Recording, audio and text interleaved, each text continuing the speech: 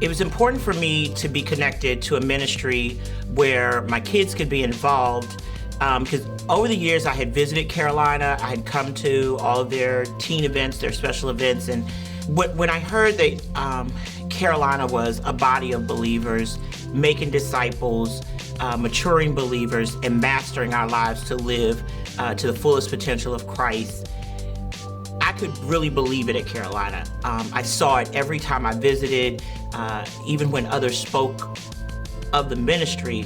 It was just on repeat. It was the resounding sentiment among everyone that I came across. At that point, probably about a year ago, it was at that time that I really, the time had come for me to recognize and really want for my children to become greater disciples for Christ. They're teens, they were about 12 when we got there, and that was really when these moments that we're experiencing right now at Carolina, when they really, really matter.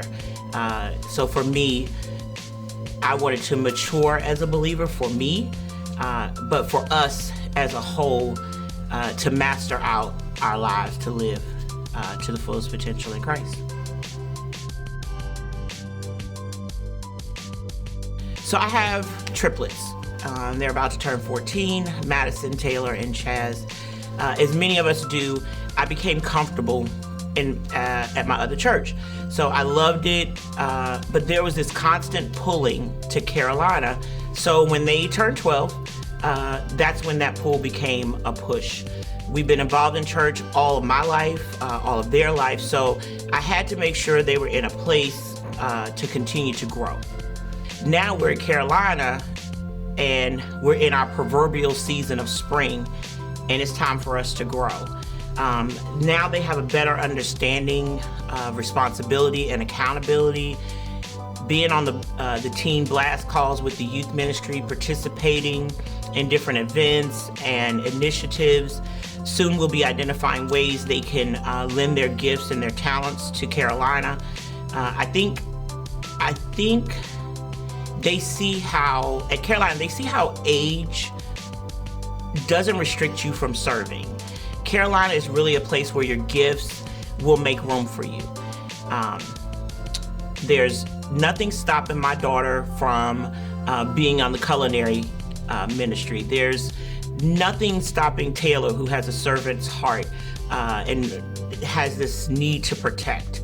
There's nothing stopping him from being on the security ministry or possibly outreach. And then there's Chaz, and there's nothing stopping Chaz from, he has an interest in technology, particularly engineering. So there's nothing stopping him from being on the AV ministry and lending his gifts and talents there in our effort to tie technology to ministry.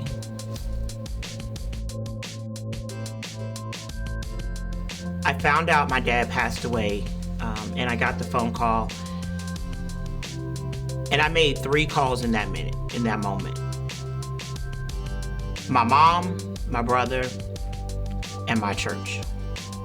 I had the support of the overall Carolina as a whole, not just the ministries that I'm connected to, but the heart of Carolina. Like, my conversations were all grounded in the embrace, the warm embrace.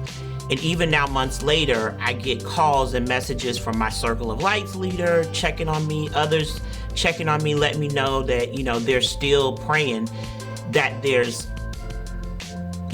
that's something, still praying. So that means somebody never stopped praying, and that I will be eternally grateful for.